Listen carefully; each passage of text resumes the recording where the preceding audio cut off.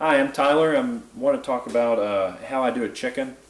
You can brine it or you can not brine it. It's really up to you. I like to brine it. It gives it just a different taste.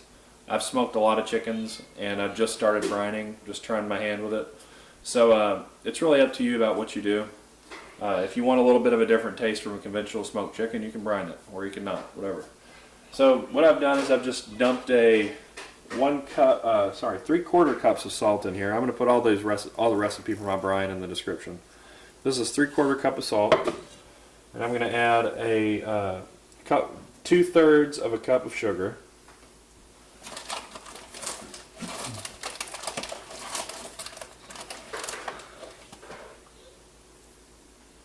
And I'm going to add a 1/2 cup of worcestershire sauce. And if you have olive oil, for some reason I'm out today, but if you have it, I usually put a 1/4 cup of olive oil in it. And so once you've done that, add some warm water. That's what I do anyway. And you want to put the chicken in breast side down and just fill it with water until the chicken's covered. I like to put it breast side down so that the chicken is all, because the back of it is not going to be that edible. It's mostly bone. So I put it breast side down so that it gets all that good flavor gets in the breast meat. And I let this sit overnight, and then tomorrow I'll take the chicken out of the brine, and I don't rinse it. You can if you want. I don't like to rinse it, but I'll take it out of the brine and I'll put some other seasonings on it and let it dry. And I'll show that later in the video. Before I smoke it, I do all those things. So once you've added some warm water, enough to stir it in, just grab yourself a big spoon.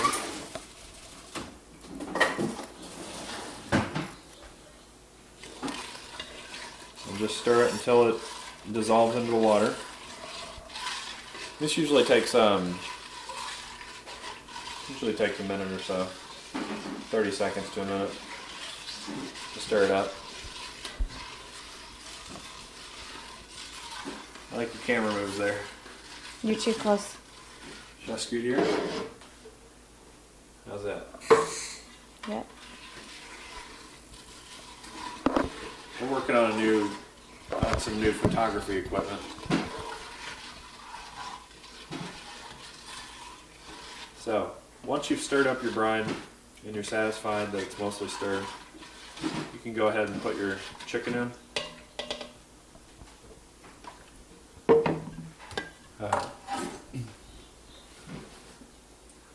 After you've placed your chicken in your brine and it's sitting in your fridge, I recommend going out a couple times during the day just to kind of stir it up a little bit. Just wanted to check on my daughter because she was making some crazy sounds. But once you've got your chicken in there and it's mostly covered, I like to cover it about like that. Just put it away in your cold refrigerator, and I usually give it a little bit of a shake, kind of like that, to just stir it up a little more. And I'll do this a couple times this evening. I'll do it maybe before I go to bed, and then I'll do it when I wake up, and then I'll do it right before I take it out. So I'll kind of walk out and stir it a little like this to just mix all that stuff around in there and make sure that it's getting distributed appropriately within the container. Alright, so I'm out here at my grill, and I talked about this a little bit in the first video I did, but what you want to do is bury your wood chunks down in your old coal so that they're deeply buried in it, and then put a new layer of coal on top of it. And once that new layer of coal is on top of it, then you put some new coal also in your charcoal chimney. And get it focused here.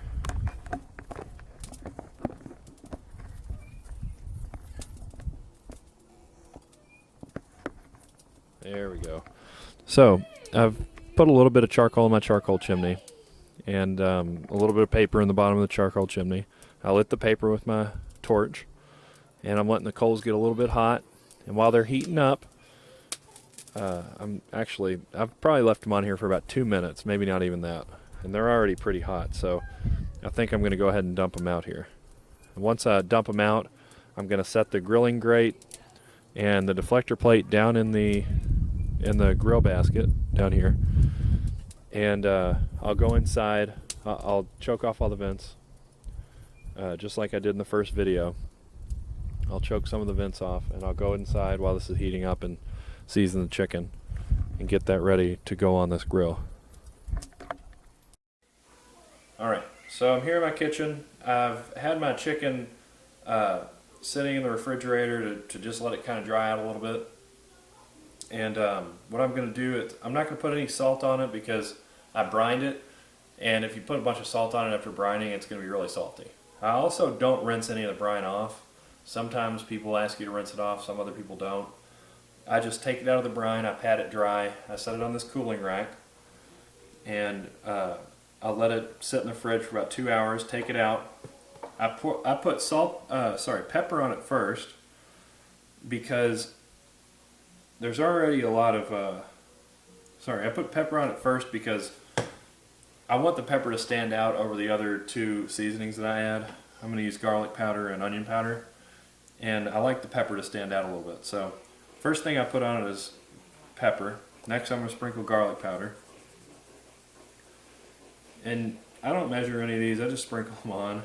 There's, somebody out there probably measures them all, but some of it's going to stick, some of it's going to just fall off. But I haven't yet had an opportunity to taste chicken that I thought was overly seasoned this way.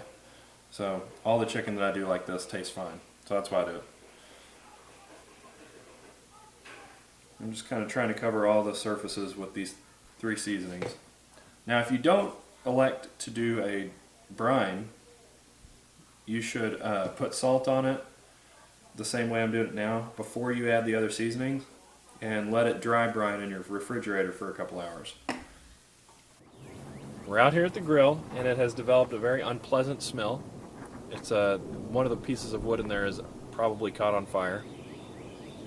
So, like I talked about in the first video, if it doesn't smell right, the first test is smell. If it doesn't smell right, don't put your food on. So, Christy wants me to put the chicken on, but we're not in a hurry, are we? Because I'm in a hurry because it's cold out here. Well, it's cold, but we don't have to eat this chicken tonight. We're actually planning to cut it up and probably eat it tomorrow anyway. So, what I'm going to do is just let it mellow out, and I'll come back out here and check it in like 20 minutes and put this chicken on if it's ready to go in 20 minutes. But you don't want to put your food on if it's not the right smoke. Otherwise, it's going to taste really smoky and it won't be good to eat. There's no more smoke coming out of the grill. I gave it about a half hour.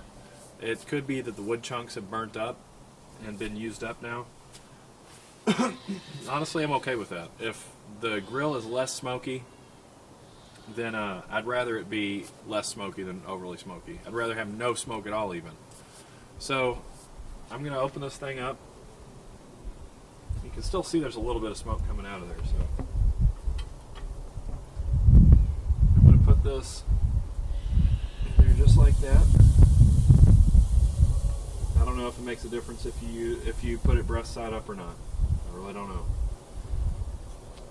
But that's the way I think I'm going to do it, I think. Yeah. So, I got my chicken on, and I'll come back out here when it's done. Alright, so we've got the chicken off the grill. It smoked for about 4 hours, and here is the result. I know we don't have smell-o-vision, but it's delicious. It smells delicious, at least. You need to let your chicken rest after you've cooked it on the grill. I usually just cover it, just put it in a pan, then I'm going to cut it up in and cover it up for I'll probably let it rest for 30 minutes tonight, maybe 45 if I get doing something and forget about it. And that's how you do a chicken on the Kamado Joe Jr.